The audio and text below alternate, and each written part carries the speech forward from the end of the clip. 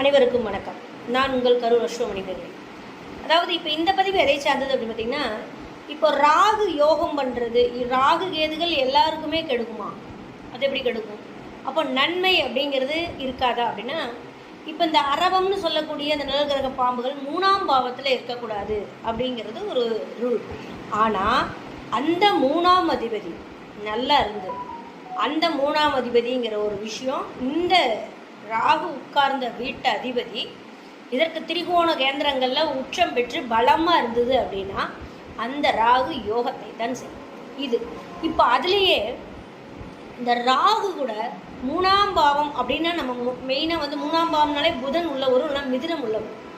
அப்போ ராகு 3ஆம் இடத்துல இருந்து புதன் வந்து சம்மந்தப்படுது. எந்த லக்னமாக இருந்தாலும், எந்த லக்னக்காரராக இருந்தாலும் சரி, 3ஆம் இடத்தில் ராகு அமர்ந்து புதன் தொடர்பு பெற்றார், புதன் கூட இருக்காரு அல்லது புதனுடைய நட்சத்திரத்தில் இருக்காரு, இல்லை புதன் அதற்கு திரிகோணத்தில் இருக்குது அப்படின்னா இந்த ராகு அருமையான ஒரு மார்க்கெட்டிங் சம்மந்தப்பட்டது, ட்ரேடிங் சம்மந்தப்பட்டது, இன்னும் வந்து தகவல் தொடர்பு சம்மந்தப்பட்ட விஷயங்கள், அது மட்டும் இல்லை இந்த டேட்டா சம்மந்தப்பட்ட விஷயங்களாகட்டும், இந்த இன்னுமே பார்த்திங்கன்னா இந்த பத்திரம் பாண்டு நகல்கள் சம்மந்தப்பட்ட விஷயங்களாகட்டும், சர்வேயர் ஆகட்டும், இன்னும் அந்த வீட்டு அதிபதி புதன் வந்து ஒரு பலமாக ஆட்சி பெற்ற வீடாக, 3ஆம் பாவமே புதனுக்கு ஆட்சி பெற்ற வீடாக, நட்பு வீடாக அப்படிலாம் இருந்தது அப்படின்னா இன்னுமே அது சர்வேர் நிலங்களை அளக்கக்கூடியவர்களாக, லேண்டு சம்மந்தப்பட்ட, அதாவது டாக்குமெண்ட்ஸ் சரிபார்த்தல் சம்மந்தமாக, வக்கீல் பெரிய ஒரு லாயர், அதாவது ஆலோசகர், சட்ட ஆலோசகர் சம்பந்தமான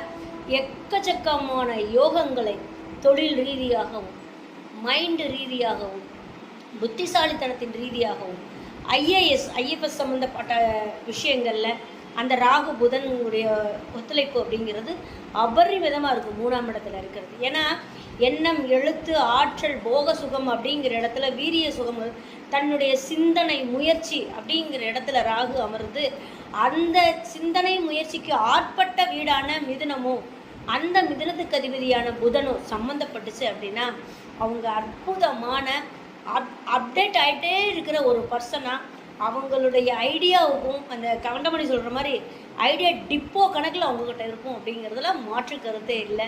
இவர்கள் தான் நல்ல பெரிய ரிசர்ச், அறிவியல் ஆராய்ச்சி துறைகளாகட்டும், சயின்டிஸ்ட் ஆகட்டும், இவங்க எல்லாமே இந்த துறைகளில் தான் வருவாங்கங்கிறது.